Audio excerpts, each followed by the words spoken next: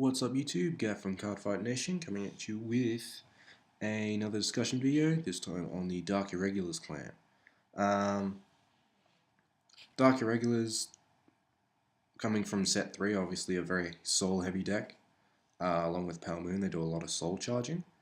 Sort of the idea of the deck is, for this one, to build up a lot of soul and then use it for devastating effects, as the wiki says or whatever. What I've got here are the cards I'm going to talk about. Firstly, we'll talk about Amon. Bring him to the front and not have glare, hopefully. And I'll make sure it's facing the right way, unlike in the last video, it's like flips around the wrong way, bro. Basically, Amon, he has an ability where he gets plus 1000 for every Dark Irregulars card in the soul. Since you soul charge like nuts, he'll generally have at least 10 cards in the soul, makes him 20 on his own. So he's better than Alfred in that sense, because he can still get boosted. He's as good as Azel come late game. And yeah, it's very good. His activate ability is you counterblast 1, move one of your cards into the soul, so you're already feeding your own ability, and you get to your opponent chooses one of their rear guards to retire. So it's sort of, this deck sort of plays a bit like Kagero a little bit, where you're sort of forced to retire stuff, while you also have to lose your own units. You can just call like a, well, you can't call it draw triggers because you don't have any, but you can call your excess grade 3s, or you can sort of field modulate. If you don't want to have something there, you can suck it into the soul and sort of muck around with it.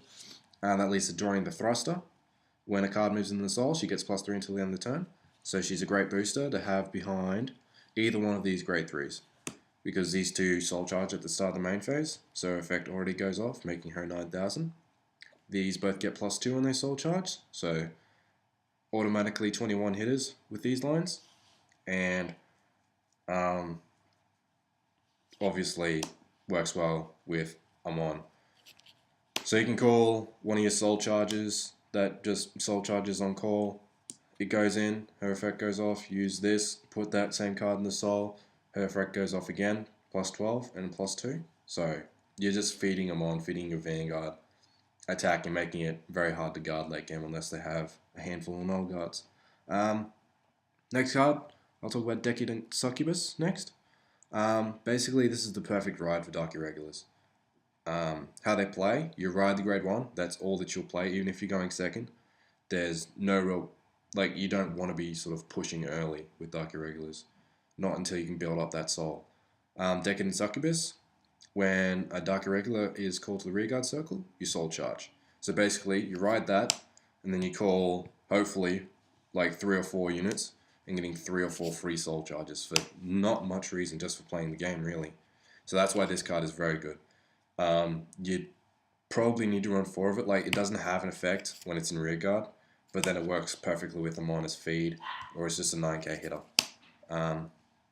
Next, I'll talk about Still Vampire. Obviously, the card looks terrific. So it's different art to what we're normally used to. And I'm getting a ton of glare on there by the looks of it. Let's sit down. Basically, he's a Mega Blast unit. Start of main phase is Soul Charge and gets +2. As I said before, his activate is Soul Blast 8, Counter Blast 5. Choose one of your opponent's rear guards and make them ride it. So you can make them ride their Criff if it's still hanging about, their Saishin if it's still hanging about. Conra and Mecha Trainer are probably gone by the time you have 5 damage. If not, you're probably losing anyway. So generally this card will be making your opponent ride sort of their 7Ks, so you can hit for a good number like 22 or something like that.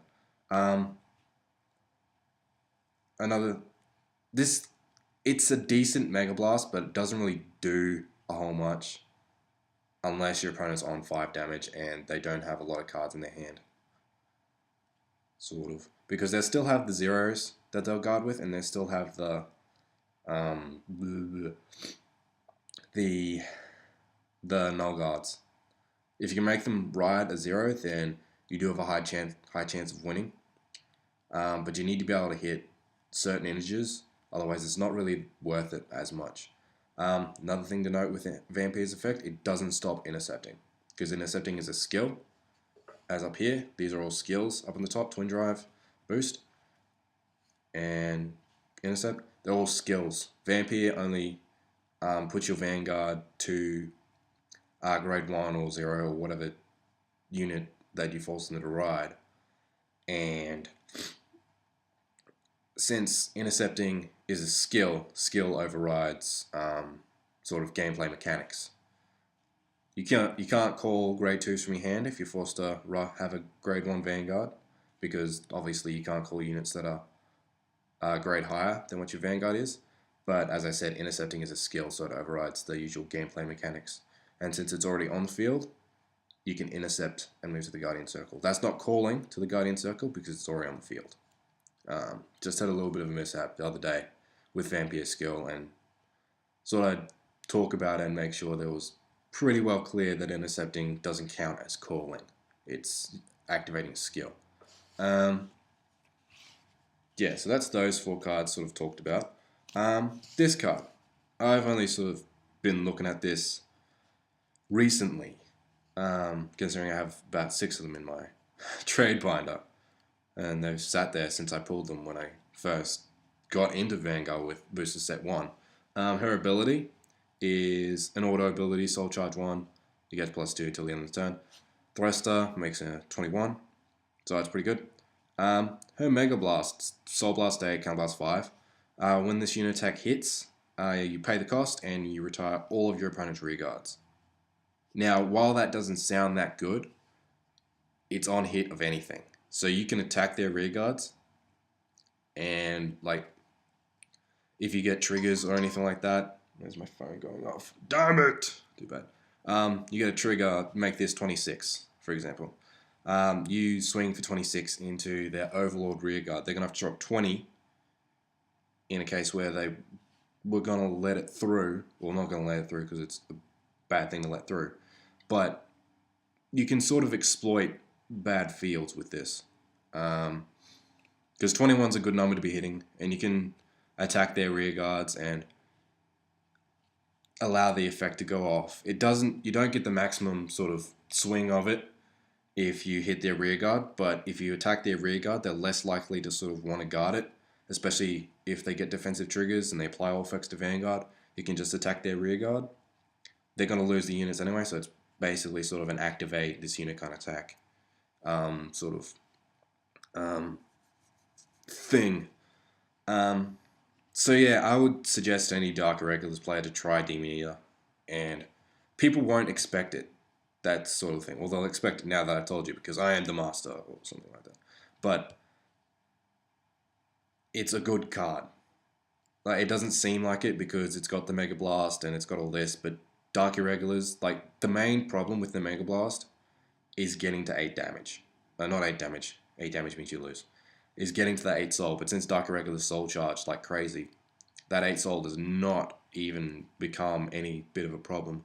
All you need to do is wait until your opponent pushes you hard enough and then call the Demon Eater and then swing at their rear guard. They won't they'll not even think about it, and they'll lose all their rear guards, and they won't have sort of a comeback for you next turn, and you'll have your handful of stand triggers and the null guard and whatever else, and they won't be able to do that much because they'll have to call everything from their hand, and then they won't have anything in their hand, and yada yada yada.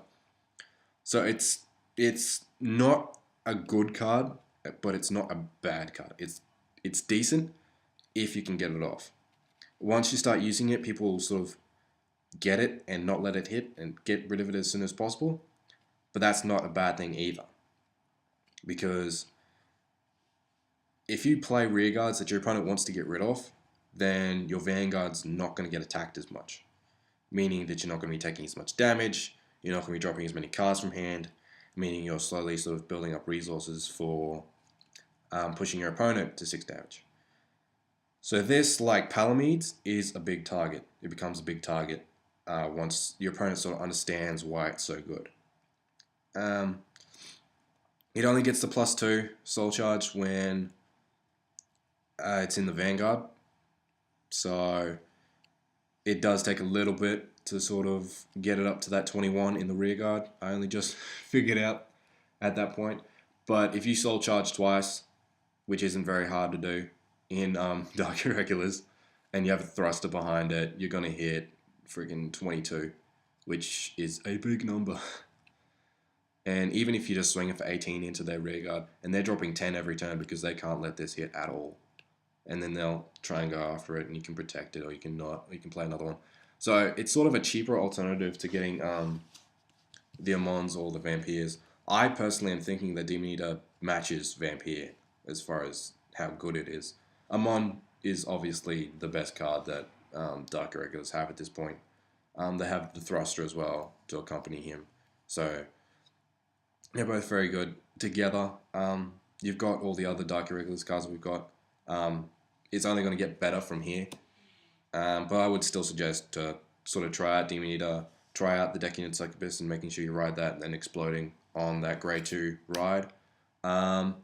But yeah, set 7, Dark Irregular is obviously going to get a big push with their limit break and with all the crazy soul charging that they are able to do. So yeah, that's the set 3 review of Dark Irregulars. MacBook, turn back on. Thank you. Yes, so that's a review of Dark Irregulars. Hope you enjoyed watching me ramble for a little bit. And that's about it. Remember to rate, comment, subscribe. Leave your suggestions down in the comment box below because I would appreciate knowing what the hell I should be doing on this channel. And if you would like to see another clan discussion, feel free to let me know and I'll do my best to sort of make sure I'm fully researched and get the cards to talk about and have interesting tech choices like Demon Eater, Demon Eater is that one, not that one. Damn mirror. But yeah, thanks very much for watching and we'll see you next time. Cheers, bye.